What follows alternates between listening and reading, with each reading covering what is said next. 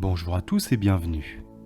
Je m'appelle Steven Srouzo et dans le cadre d'un projet porté par l'Université de Nantes avec Teresa Anderkova et Angèle Moreau, nous recevons aujourd'hui Monsieur Éric Zuliani, psychanalyste et membre de l'école de la cause freudienne. Dans le cadre de cet échange, nous prendrons l'exemple du film Les Chatouilles d'Andrea Bescon et Éric Métayer. Monsieur Zuliani, bonjour. Bonjour. Abordant la question plus que d'actualité de l'inceste et du parcours traumatique qui l'émaille, qu'est-ce que ce film peut nous dire du fonctionnement psychique ? Alors, ce film évoque une question qui est celle de l'abus sexuel, de l'attentat sexuel, comme disait Freud, sur une jeune fille. Et, par exemple, un premier élément relevant de l'art cinématographique, c'est-à-dire celui du montage, les auteurs ont choisi de faire un montage en termes de flashback, retour au présent, retour au passé, de manière incessante. Ils ont aussi introduit, disons, des scènes imaginées, fantasmes ou fantaisies, et comme beaucoup d'œuvres qui abordent ces questions, ils sont restés très prudents, laissant la place au spectateur justement pour se faire une idée. Que pouvez-vous dire de la manière dont est traité le traumatisme dans le film ? Je trouve que dans le film, on retrouve un certain nombre d'éléments que l'on retrouve dans la clinique. Lorsque nous rencontrons, il y a deux sortes au fond de patients, d'analysants, de patients, disons, dans un premier temps. Il y a le patient qui présente un certain nombre de symptômes qui lui sont étrangers, incongrus, mais qui n'ont pas un lien direct avec cette question de l'abus sexuel. Cependant, dans les cadres de ces analyses, sont évoqués assez souvent ce qu'on peut appeler la rencontre avec la sexualité, qui se fait non pas toujours sous l'accent de l'abus, mais qui se présente toujours comme une rencontre compliquée. C'est la rencontre des êtres humains avec la sexualité. Parfois, en effet, il y a eu soit un abus, soit une initiation avec un cousin, avec un copain ou une copine. C'est des choses qu'on retrouve par exemple dans le livre de Springora sur le consentement, un livre qui commence justement par un type de sexualité qu'elle découvre avec un jeune ami, un jeune garçon, et qui n'a rien à voir avec évidemment ce qu'elle va subir par la suite. Et puis il y a un autre cas de figure, c'est si nous rencontrons des sujets qui viennent d'être agressés. Les agressions sexuelles, les viols, ça m'est arrivé de rencontrer ce cas de figure, et là les choses se présentent de manière différente. Et les sujets éprouvent une nécessité, au-delà du travail du droit qui a été fait, d'essayer de rendre compte de ce qui s'est passé.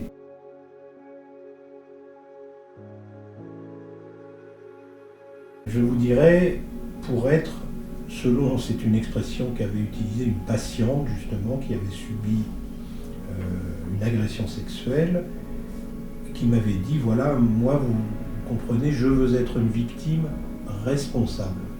Et j'avais trouvé cette formule vraiment heureuse, parce que le sujet, en effet, est entièrement victime de ce qu'il a vécu, mais le voilà affecté par quelque chose qu'il a vécu et il faut qu'il prenne en charge cette affectation, la manière dont il a été affecté. Et je trouve que ce film montre bien cette difficulté d'une jeune femme qui a subi un certain nombre d'abus, mais qui en porte à présent la trace. Et on voit par exemple cette trace dans la solution qu'elle essaye de se donner du côté du corps, avec la danse, mais aussi ces conduites qui ont un accent de compulsion, d'addiction, notamment sa vie sexuelle.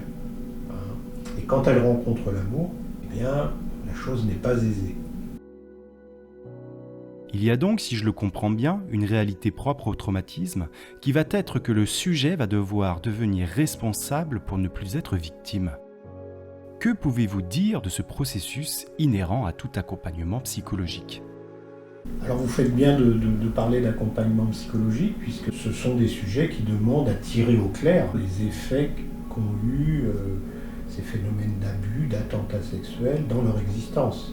Et ils le font en prétendant, à juste titre, que ça peut s'éclaircir et que ça peut se surmonter et se dépasser. Il y a, comme je le disais, deux cas de figure, à la fois au détour d'une analyse, que le sujet puisse cerner cette rencontre qui est toujours problématique, souvent en excès avec la question sexuelle. Et puis, il y a un autre cas de figure qui est que le sujet vient de se faire agresser, vient de subir quelque chose. Dans les deux cas, je crois que pour éclairer la manière de faire, il faut avoir une conception de la causalité. Il me semble que dans les choses humaines, entre la cause et l'effet, il faut mettre la réponse du sujet et la façon dont il va faire front, répondre de ce qui lui est arrivé. Et c'est justement cette dimension du sujet, au fond, qui s'intercale entre la cause et l'effet, qui change un peu tout. Il arrive souvent que, du point de vue du sujet, justement, de la façon dont il prend ce qui lui arrive, et d'ailleurs, on voit ça dans le livre de Springora, c'est pendant tout un temps, elle accepte un certain nombre de choses de Matzneff au nom du fait que cet homme, elle a l'idée que cet homme l'aime. C'est quand elle s'aperçoit que cet homme ne l'aime plus, qu'il en aime d'autres, que, disons, le voile se déchire, il y a là un ravage, se crée un ravage chez elle. Dans cette question, et on retrouve ça dans le film de Bescond, il ne manque pas grand-chose en effet des affects qui entourent ces questions. D'abord la mauvaise rencontre, les phénomènes d'effraction, de ravage, comme je le disais, la dimension du secret, mettant en exergue que concernant les questions sexuelles, il y a une difficulté à dire. Il ne s'agit pas tellement de dire ou de ne pas dire, c'est qu'il y a aussi parfois un impossible à dire. D'où le sujet développe alors des symptômes qui sont tenants-lieu de ce qu'on ne peut pas dire. On parle aussi de la question de la responsabilité, de la culpabilité. Je crois que le film de Bescond pose aussi cette question, notamment quand elle met en scène les parents. On a là deux attitudes différentes, c'est-à-dire le père incarne une certaine culpabilité, c'est-à-dire comment je n'ai pas vu. La mère, elle incarne plutôt un rejet de toute responsabilité. Vous voyez, donc ça vient incarner ces phénomènes-là.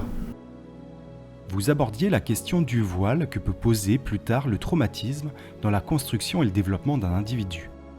De cette manière, le cinéma, et par conséquent l'imaginaire, peut-il être le porte-parole du réel ? Alors c'est formidable que vous preniez le signifiant, le mot voile, pour introduire cette question du cinéma, puisque Lacan, à côté de cette notion de voile qu'il développe beaucoup, notamment autour de la pudeur, évoque aussi la question de l'écran, et notamment en qualifiant le fantasme d'écran. Et l'écran, ça a une double fonction comme le voile, c'est de cacher et de montrer. C'est comme ça que fonctionne l'érotisme, tout simplement. Et l'écran, c'est pareil. L'écran masque quelque chose et en même temps montre, puisque quand on est au cinéma, on a tous les yeux rivés sur cet écran. Alors vous posez la question de l'image. L'image peut-elle montrer quelque chose de réel ? Oui, tout à fait. Elle peut même, j'introduirais un troisième terme, les images au cinéma peuvent devenir les symboles du réel. C'est, de mon point de vue, ce que peut offrir de mieux le cinéma. Tous les films n'y arrivent pas.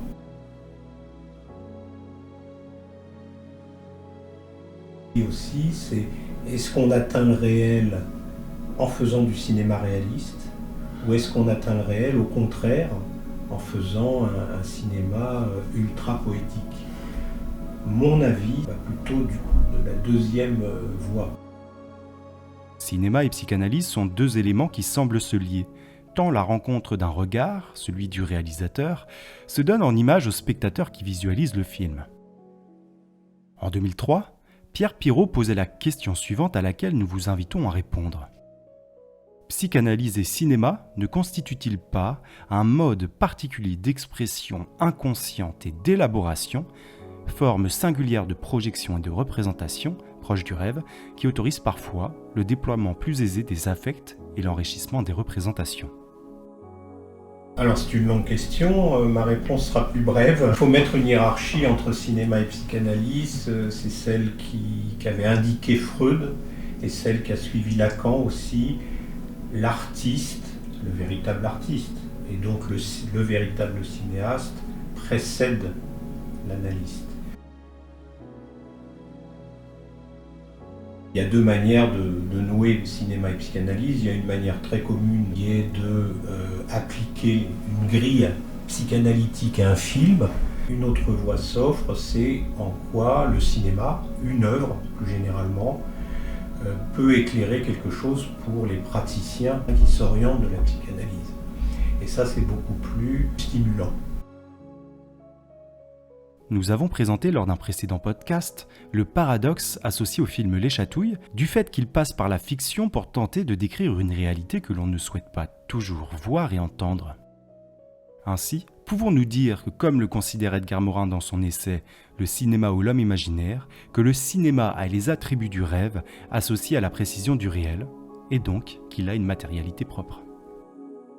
Alors c'est formidable, Edgar Morin, ça faisait longtemps que j'en avais pas entendu parler.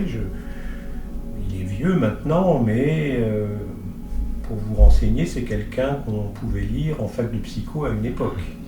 C'était même une référence très importante. Et évidemment, quelqu'un qui a lu l'interprétation des rêves de Freud et qui a pigé, qui a compris très vite qu'en effet, un rêve touche au réel. Et que l'interprétation des rêves, ce n'est pas donner du sens, mais au contraire, essayer de serrer un réel qu'il y a dans un rêve. Serrer un réel, c'est comme essayer de serrer un réel qu'il peut y avoir dans un acte manqué, et puis dans sa vie en général. Vous posez la question du réel, j'ai été frappé de ça dans vos questions, ça a l'air de compter pour vous, le réel. Je crois que ce n'est pas le cas. Toujours dans la société dans laquelle on vit, il y a en effet chez l'être humain un réel, c'est-à-dire quelque chose qui cloche, qu'il est impossible, disons, de réparer, qu'il est impossible de transformer en symbolique, quelque chose sur lequel on bute. Et ça me semble important d'avoir une conception lorsqu'on est citoyen, mais aussi lorsque l'on est praticien, lorsque l'on s'occupe de politique, de penser qu'il y a en effet un réel, c'est-à-dire quelque chose qui est impossible dans la vie humaine. Impossible à entendre de deux manières. Il est impossible de vivre, moyennant quoi on trouve des modes de vie, mais aussi que la vie est impossible, comme on dit que quelqu'un est impossible.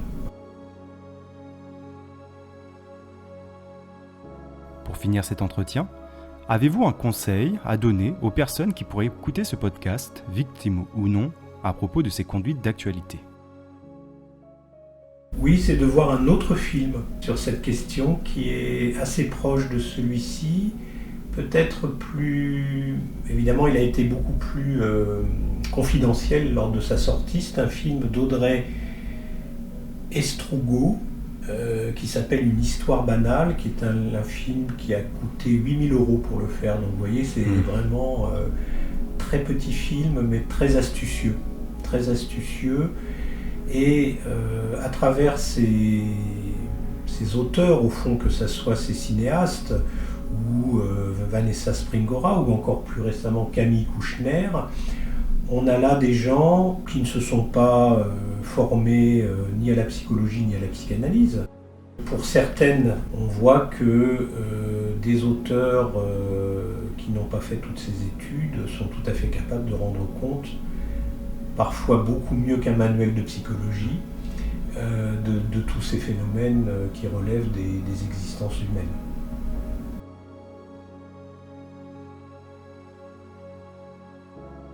Monsieur Zuliani, merci beaucoup de nous avoir accordé de votre temps. Merci beaucoup, merci à vous. Quant à nous, nous nous retrouvons la semaine prochaine pour conclure sur ce sujet ô combien d'actualité.